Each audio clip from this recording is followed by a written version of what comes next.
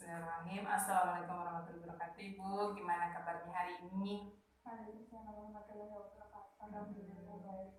Baik ya Bu. Oke, alhamdulillah. Jangan bosan-bosan ya, mau saya lagi ya Bu ya. Oke Bu, pertemuan hari ini kita akan membahas mengenai hak-hak penyandang disabilitas Bu. Ibu tahu nggak disabilitas yang kemarin? Kemarin kan saya udah sampaikan tuh disabilitas. Ibu masih ingat ya? Nah, oke. Bu, ini saya akan melanjutkan lebih dalam tentang materi ini. Kita kan tahu orang-orang disabilitas kan itu orang yang berbeda dengan orang pada umumnya, dia itu spesial gitu ya Bu ya. Jadi misalnya kemarin saya sampaikan itu kayak ada tunarungu, tunanetra, ya dan lain-lain kayak gitu. Nah, misal Ibu, dunia itu ya, misal katakanlah seandainya penyandang disabilitas itu Ibu, nah kalau Ibu sebagai penyandang disabilitas ya Bu ya, nah akankah Ibu itu berusaha memenuhi hak-hak Ibu? Jadi hak Ibu ya kan terkadang penyandang disabilitas itu merasa kok saya merasa berbeda, saya tuh kan punya hak berbicara di depan orang lain, saya berhak menyampaikan pendapat kayak gitu. Jadi ada beberapa hak-hak dari penyandang disabilitas yang nggak terpenuhi. Nah, misal katakanlah Ibu sebagai seorang penyandang disabilitas, uh, gimana sih Ibu? Ibu apakah akan berusaha memenuhi hak-hak Ibu atau bagaimana? Boleh diceritakan nggak Bu? Gitu Ibu kalau seperti itu dalam keadaan seperti itu. Akan memperjuangkan hak-haknya karena kan semua manusia juga berhak.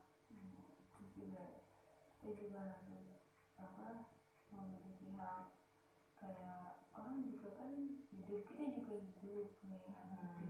Sudah kita juga butuh pendidikan sama kayak orang, kita juga butuh pendidikan sama kayak orang-orangnya lain. Terus juga privasi juga, kita juga kan harus bisa kayak diberikan hak untuk bekerja, berwirausaha gitu, biar bisa menyambung hidupnya juga. Intinya Ibu akan berusaha memenuhi hak Ibu ya. Oke, karena memang ya semua manusia itu sama ya Bu ya, baik di hadapan manusia lainnya, apalagi di hadapan Tuhan ya Bu ya, pasti sama. Bu, menurut Ibu nih ya Bu ya, apa saja sih hak penyandang disabilitas dalam kehidupan sehari-hari itu Bu? Hak-hak mereka apa sih Bu? Hak hidup, hak berpolitik, hak boleh sekalian dijelaskan nggak Bu, hak hidup itu seperti apa, berpolitik itu seperti apa ya menurut Ibu gitu?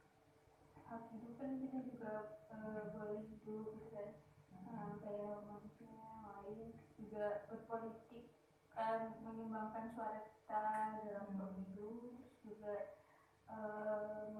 diberi kesehatan oleh pemerintah. Terus juga hak privasi kan, kita juga butuh privasi. Juga hak untuk memperoleh pendidikan agar kita tidak gaptek tentang teknologi maupun yang lain gitu. Jadi biar kita juga mempunyai pengetahuan dan wawasan juga seperti orang-orang lain ya Bu ya. Oke, ada lagi nggak Bu? Sama hak memperoleh pekerjaan dan berwirausaha dan bisa menyambung hidup. Iya benar. Oke, banyak sekali yang udah Ibu sebutkan. Terima kasih ya Bu sudah menyebutkan hak penyandang disabilitas. Oke, mungkin saya juga ikut menambahkan ya Bu ya. Ya benar Bu, ya sebagai penyandang disabilitas kita tidak boleh membeda-bedakan. Ya mungkin mereka memang spesial gitu, tapi mereka juga berhak mendapatkan haknya seperti apa yang kita dapatkan gitu ya Bu ya. Ya kayak tadi kan berpolitik udah, ya kayak hak misal dia berpendapat, dia bermain, bersosialisasi dengan tetangga, itu juga hak dia loh Bu. Kayak dia harus mendapatkan perlakuan yang baik dari orang lain dan bebas dari cercaan, nggak boleh dihina, itu juga itu hak dia loh Bu. Kita nggak boleh menjudge dia juga punya punya hak untuk dihargai, dihormati seperti kita lah ya. Mereka juga seperti kita yang kita ingin disanjung, misal dipuji seperti itu. Jadi sebenarnya banyak sekali ya, intinya ya ketika kita berhadapan dengan orang yang disabilitas, jangan sampai kita membedakan kita dan dia ya Bu ya. Nah oke Bu, selanjutnya kita bermain ya Bu. Ini ada beberapa pernyataan yang mungkin bisa Ibu jawab. Saya bacain ya Bu ya.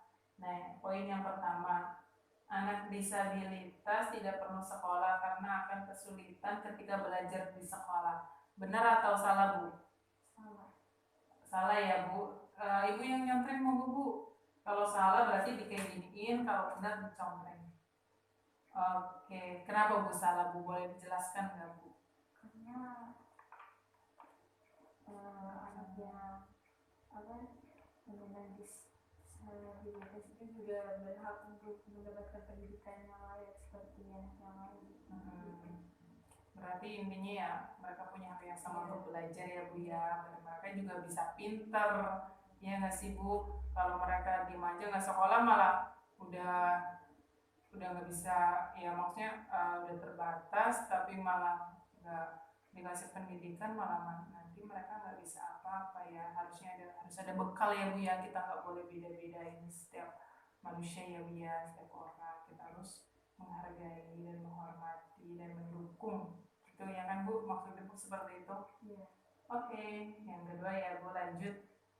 Penyandang disabilitas harus cukup gizinya, ini benar apa salah Bu?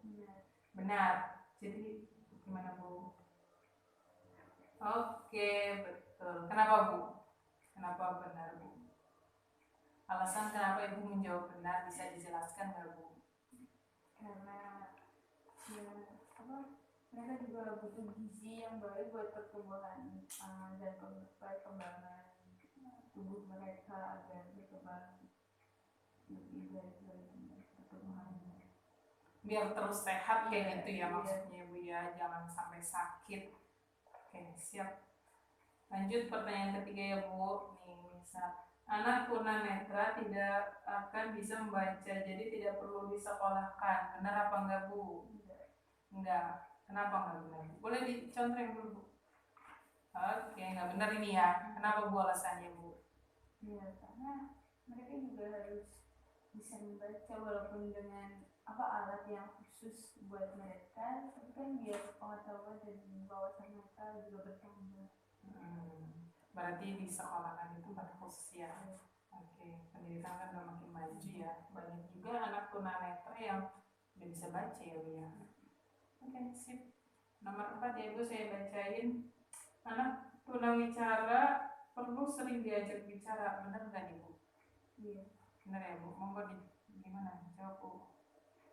Oke, benar. Kenapa nih Bu? Boleh dikasih alasan kenapa Ibu jawab benar? Iya. Tunawicara itu tidak bisa bicara Bu. Jadi dia itu bicara, nggak bisa bicara. Jadi kenapa Ibu jawab begitu? Kenapa harus diajak bicara? Padahal dia kan nggak bisa ngomong tuh Bu. Tapi kenapa kita harus tetap mengajak bicara? Ibu kenapa jawab benar gitu? Nah, oh Ibu nggak tahu. Ibu jawab benar tapi Ibu nggak tahu alasannya. Oh, oke. Jadi gini Bu, kalau sepengalaman saya ya Bu ya, anak tunawicara itu kan memang tidak bisa bicara. Nah, ketika memang dia tidak bisa bicara, kita harus tetap mengajak dia bicara. Jadi agar dia itu merasa oh dia ada gitu Bu, merasa bahwa dia tuh jadi merasa dia itu dihargai, lebih ke dianggap kayak gitu. Ketika kita lagi duduk kayak gini ya Bu, Ibu didiemin oleh saya, pasti itu Ibu merasa nggak dianggap kan. Nah ketika anak yang nggak bisa bicara bukan berarti kita diemin aja, mereka juga sebenarnya ingin berbicara cuma tidak bisa bicara Bu. Makanya ya kita nggak boleh tuh ketika kita berteman yang nggak bisa bicara, kita tuh bicara, kita ajak dia ngobrol, dia bakalan seneng. Cuman memang ya dia hanya bisa mendengarkan tapi tidak apa-apa. Kita hanya perlu memahami bahasa mereka ketika memang dia kan kalau tunawicara kan punya ada bahasa sendiri ya, itu bisa pakai bahasa tangan dan gerakan. Oke, terima kasih Bu. Ada 2 pertanyaan lagi nih. Pertanyaan yang kelima nih, jika sakit penyandang disabilitas tidak perlu dibawa ke rumah sakit karena tidak akan bisa sembuh, gimana Bu? Benar nggak nih pernyataan ini? Enggak. Boleh dijawab? Oke, kenapa Bu? Ibu jawab benar-benar. Kenapa Bu ketawa? Nggak tahu Bu. Oh, Ibu bisa jawab benar tapi nggak tahu alasannya. Oh, feeling. Ibu feelingnya kuat ya. Yaudah, saya yang jelasin deh. Jadi kan tadi penyandang disabilitas itu tidak perlu dibawa ke rumah sakit karena nggak bisa sembuh. Ya bukan seperti itu. Kita kan punya hak untuk mendapatkan perawatan kesehatan. Semua orang punya hak ya Bu ya, untuk mendapatkan hak sehat. Nah, walaupun penyandang disabilitas itu ya ibaratnya mereka itu spesial gitu kan ya. Mereka adalah orang yang spesial, mereka tetap berhak untuk mendapatkan pelayanan kesehatan. Jadi itu pernyataan ini salah, dan memang ya itu kita kembali lagi, kita harus menyamaratakan semua hak orang dan tidak boleh meremehkannya. Oke, pernyataan yang terakhir Bu, anak yang memakai kursi roda tidak perlu bermain dengan teman-temannya karena sulit berjalan. Oke, benar nggak nih Bu? Kenapa Bu? Karena mereka juga diberikan hak kebebasan untuk melakukan apa saja seperti bermain dengan anak-anak lain, dan walaupun memang rada susah tapi ya sebisa mungkin mereka tetap dihargai ikut bermain. Ya, sip. Oke, terima kasih Bu sudah menjawab, dan ini jawaban itu benar semua Bu. Terima kasih ya Bu. Oke, kita kasih aplaus dulu Bu. Terima kasih. Oke, ada pertanyaan lagi nggak Bu dari sekian diskusi kita dan pembahasan kali ini? Nggak ada ya Bu. Oke, berarti Bu udah cukup paham ya. Siap. Terima kasih ya Bu. Mungkin diskusi kita pada hari ini cukup sekian. Kita bisa melanjutkannya besok lagi ya Bu ya. Insya Allah semoga aja selalu diberi umur yang berkah dan panjang kayak gitu ya Bu ya. Yaudah, mohon maaf jika dalam penyampaian saya terdapat kata-kata yang kurang berkenan Bu. Ya, saya tutup Bu. Billahi fisabilil haq, fastabiqul khairat. Wassalamualaikum warahmatullahi wabarakatuh.